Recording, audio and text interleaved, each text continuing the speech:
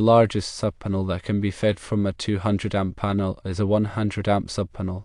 The National Electrical Code, or NEC, reference that supports this is Article 408.21. This article stipulates that the total amperage of all circuits within a subpanel should not exceed 80% of the amperage of the feeder circuit. When dealing with the 200 amp panel, 80% of 200 amps calculates to 160 amps.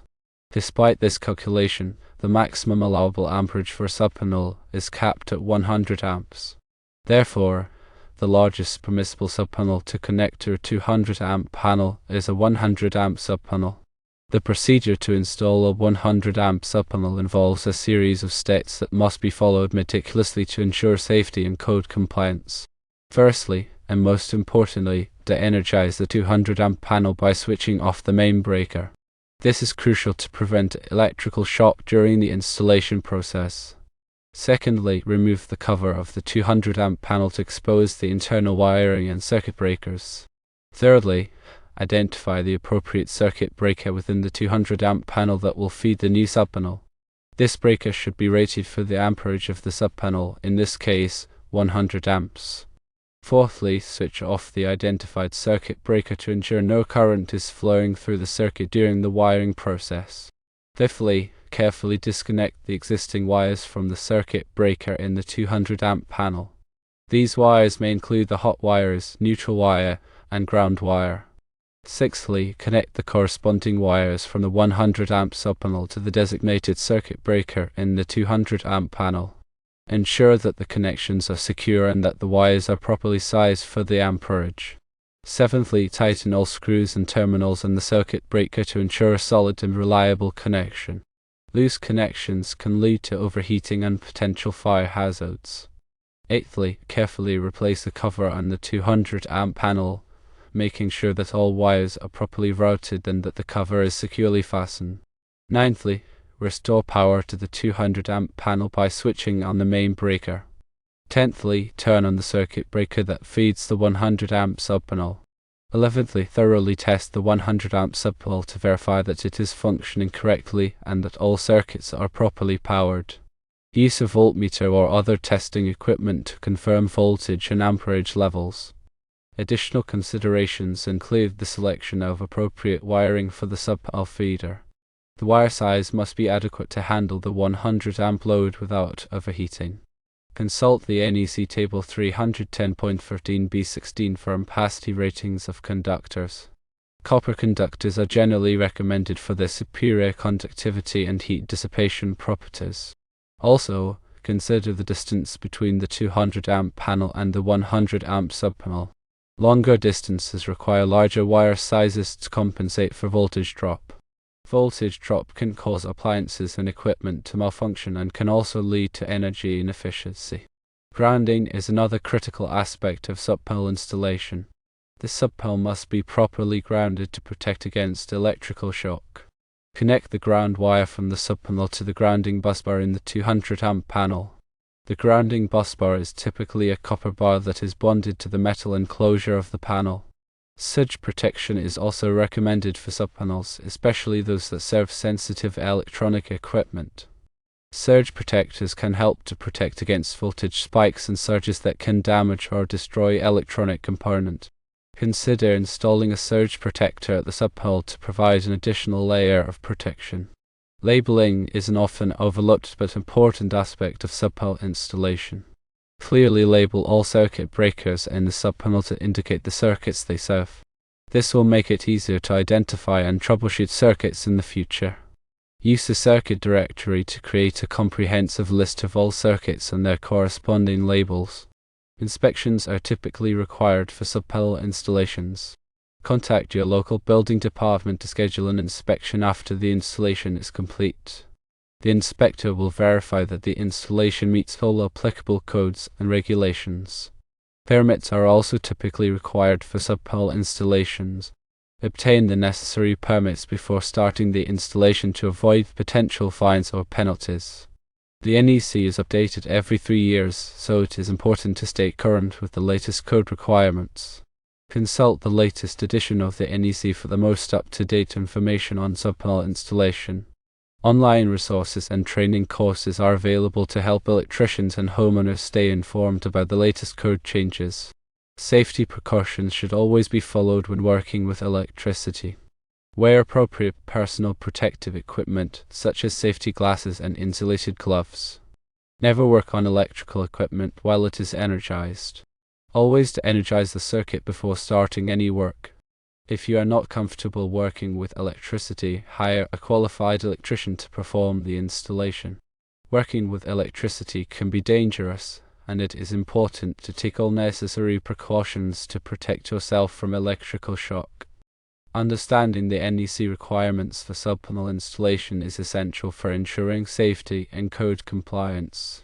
The NEC provides detailed guidelines on wire sizing, grounding, overcurrent protection, and other aspects of subpanel installation. Adhering to these guidelines will help to prevent electrical hazards and ensure the proper functioning of the electrical system. Consider the load requirements of the subpanel when determining the appropriate size. The subpanel should be sized to accommodate the anticipated load, with some allowance for future expansion. Overloading a subpanel can lead to overheating and potential fire hazards. Evaluate the existing electrical system to determine its capacity to handle the additional load of the subpanel. The main service panel must be large enough to accommodate the total load of the house, including the subpanel. Consult with an electrician to determine if an upgrade to the main service panel is necessary. Proper planning is essential for a successful subpanel installation. Develop a detailed plan that includes the location of the subpanel, the wiring route, and the circuit assignments.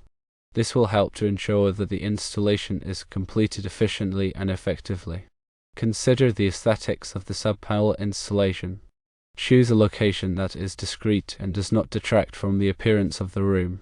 Use wire management techniques to keep the wiring neat and organized. Proper maintenance is essential for ensuring the long-term reliability of the subpanel.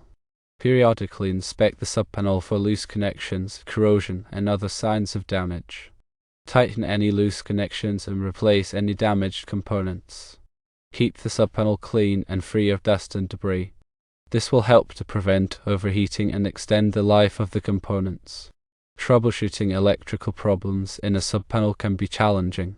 If you are experiencing problems with your subpanel, consult with a qualified electrician. An electrician can diagnose the problem and recommend the appropriate repair. Common problems with subpanels include tripped circuit breakers, loose connections, and faulty wiring. Replacing a subpanel may be necessary if it is damaged or outdated. When replacing a subpanel, follow the same installation procedures as for a new subpanel. Ensure that the replacement subpanel is properly sized for the load and that it meets all applicable codes and regulations. Upgrading a subpanel may be necessary if you are adding new circuits or increasing the electrical load. When upgrading a subpanel, consult with an electrician to determine the appropriate size and type of subpanel. Ensure that the upgrade meets all applicable codes and regulations. The cost of installing a subpanel can vary depending on the size of the subpanel, the complexity of the installation, and the electrician's labor rates. Obtain multiple quotes from different electricians to compare prices. Be sure to ask about any additional costs such as permits and inspections. A subpanel can be a valuable addition to any home, providing additional circuits and electrical capacity. However, it is important to install the subpanel properly to ensure safety and code compliance.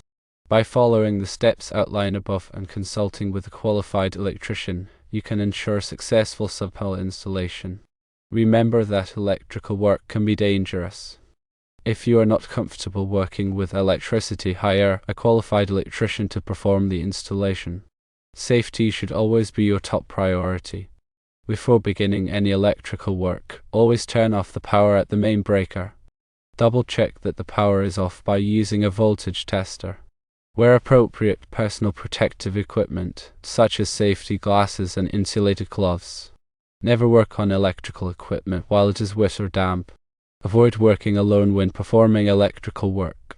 Have someone nearby who can assist you in case of an emergency. Keep children and pets away from the work area. Be aware of your surroundings and watch out for potential hazards. Use caution when working with ladders or scaffolding. Follow all safety guidelines and regulations. If you are unsure about any aspect of the electrical work, consult with a qualified electrician. It is always better to be safe than sorry. Taking the time to plan and prepare for the electrical work will help to ensure a successful and safe outcome. Consider the long-term needs of the electrical system when making decisions about subpanel size and configuration. This will help to avoid the need for future upgrades or modifications. Choose high-quality materials and components for the subpanel installation. This will help to ensure the reliability and longevity of the electrical system. Use proper wire management techniques to keep the wiring neat and organized. This will make it easier to troubleshoot and maintain the electrical system in the future. Document the subpanel installation, including the wiring diagram and circuit assignments. This will be helpful for future maintenance and troubleshooting. Keep the subpanel area clean and free of obstructions. This will help to prevent overheating and ensure easy access for maintenance. Periodically inspect the subpanel for signs of damage or deterioration. Address any problems promptly to prevent them from escalating. By following these tips, you can help to ensure the safety, reliability, and longevity of your subpanel installation.